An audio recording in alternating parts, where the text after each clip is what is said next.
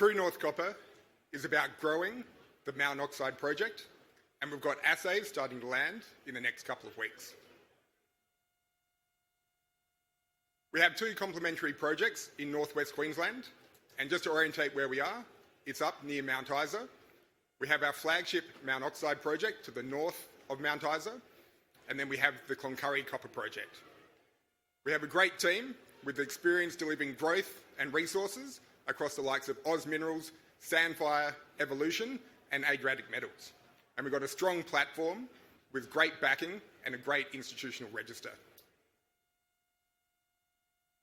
Zooming in, what we're doing is making discoveries and development in one of the most active copper regions in Australia. We also have multiple pathways to deliver that value through our portfolio.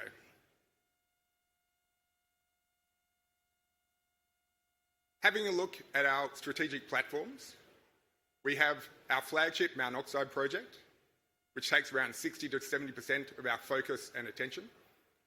That is where we had last year the highest grade greenfields discovery in Australia, with a discovery hole of 145 metres at 0.75% copper. And within what we drilled last year, we have high grade shoots of up to 7 metres at 8% copper. So it's a broad mineralised zone we're starting to drill out with high grade shoots within it. At Cloncurry, we're continuing to develop that project.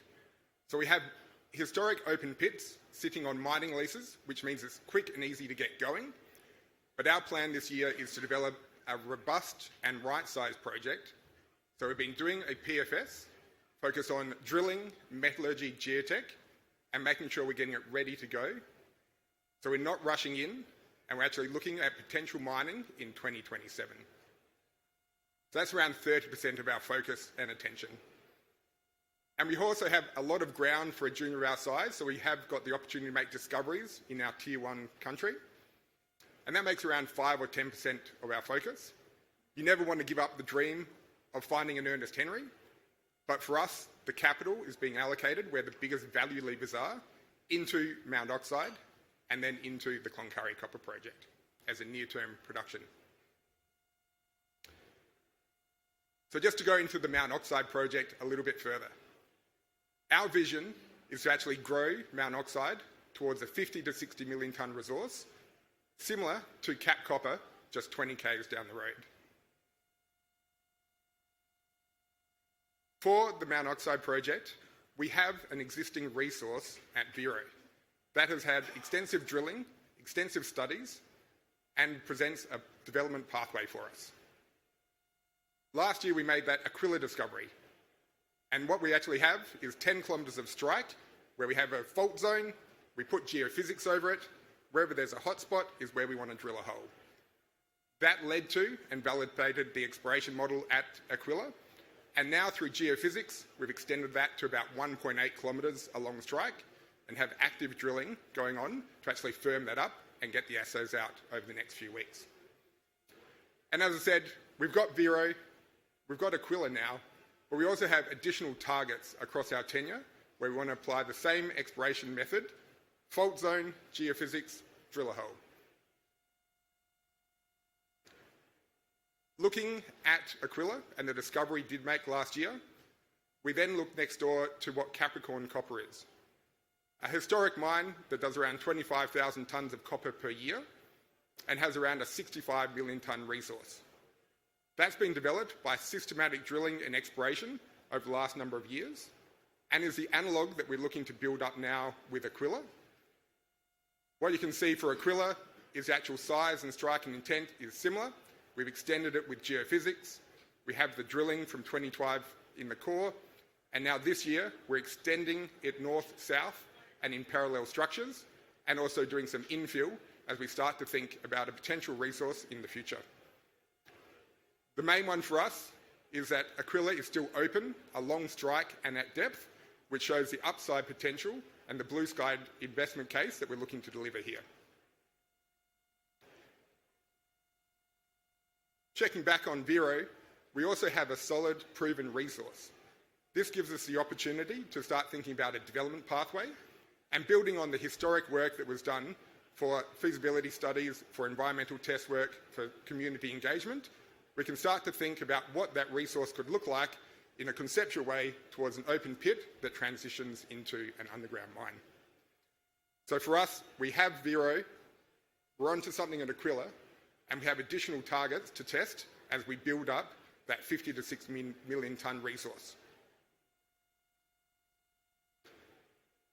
Looking at the value opportunity, this chart here shows where we are from an enterprise value to our current resources in the ground.